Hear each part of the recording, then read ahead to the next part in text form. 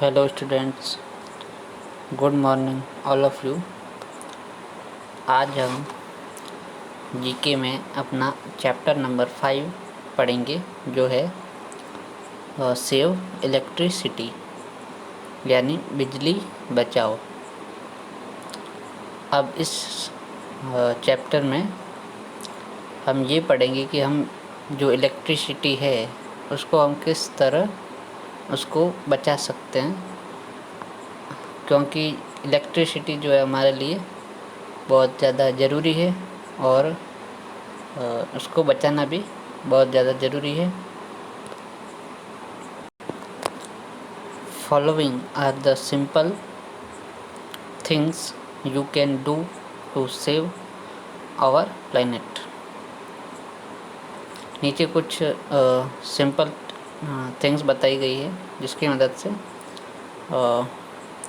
हम जो है बिजली बचाकर अपने प्लैनेट को भी बचा सकते हैं।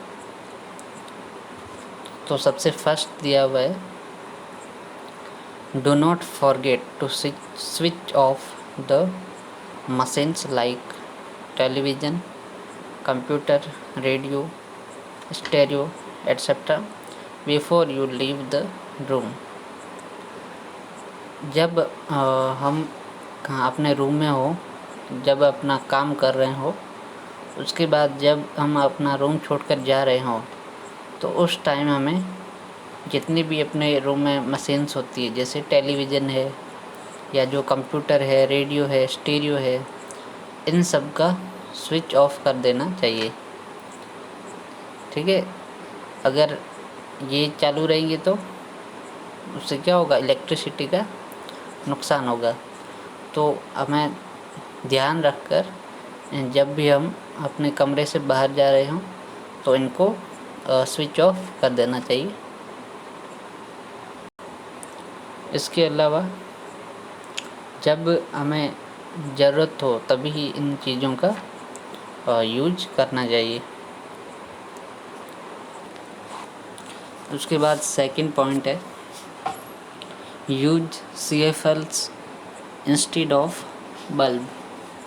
CFL use 4 times less electricity than the ordinary bulbs। हमें बल्ब की जगह जो CFL आता है उसका यूज करना चाहिए। CFL जो है वो बहुत ज़्यादा बिजली बचाता है और जो नॉर्मल बल्ब होता है, जो ऑर्डिनरी बल्ब होता है, उससे 4 टाइम कम ये बिजली जो है यूज करता है। तो इससे क्या होती है, बिजली की बहुत ज़्यादा बचत हो जाती है और ये एकदम काफ़ी लंबे समय तक भी चलते हैं। इसके अलावा CFL से हमारी आँखों को भी ज़्यादा, जब हम पढ़ते हैं लाइट में तो बल्ब से क्या होता है, आँखों में थोड़ा नुकसान होता है आँखों को, लेकिन CFL का यूज हम अगर करते हैं तो उससे आँखों को कोई नुकसान नहीं पहुंचता है। फिर next third point, keep the windows open during the day so as to make use of day light. Do not turn on the lights and lamps.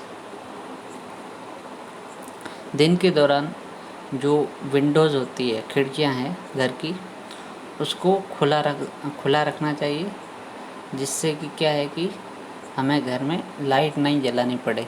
तो उससे क्या है कि इलेक्ट्रिसिटी जो है काफ़ी बच जाएगी। ठीक है, तो दिन के समय जो है लाइट और लैंप जो है उसको नहीं जलाना चाहिए। फिर लास्ट पॉइंट है, plant trees at the backyard of the house. The trees provide shade to the house in the summer which will help to keep the house cooler. घर के बैकयार्ड में हमें ट्रीज़ लगाने चाहिए।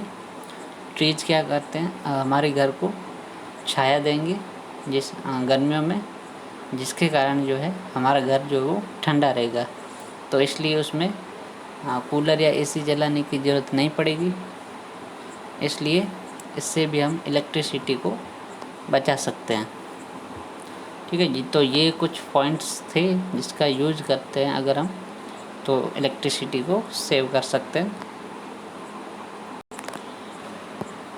ये चैप्टर जो है हमें सिर्फ केवल रीड करना था। बाकी अब हम जो नेक्स्ट चैप्टर पढ़ने वाले हैं उसका होमवर्क आपको करना है। ठीक है, तो नेक्स्ट चैप्टर हम पढ़ते हैं अभी। सो चैप्टर नंबर 6 है हमारा एनिमल वर्ल्ड। ठीक है, इसमें जितने भी एनिमल्स वगैरह है तो उनके बारे में बताया हुआ है।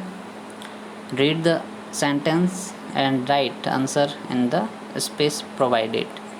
ठीक है, जो स्टेटमेंट दिए हुए हैं उसके आधार पर हमें जो एनिमल है उसका नाम बताना है। तो सबसे पहला सेंटेंस है it will die if kept out of water. यह मर जाएगी अगर ये पानी से बाहर आ जाए। तो वो क्या है जो कि पानी से अगर बाहर आए तो वो मर जाएगी?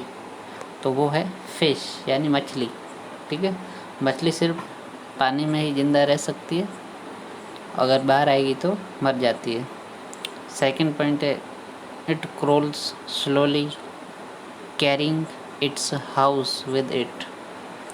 यानी यह धीरे धीरे रेंगता है और यह अपना जो हाउस है वो अपने साथ लेकर चलता है।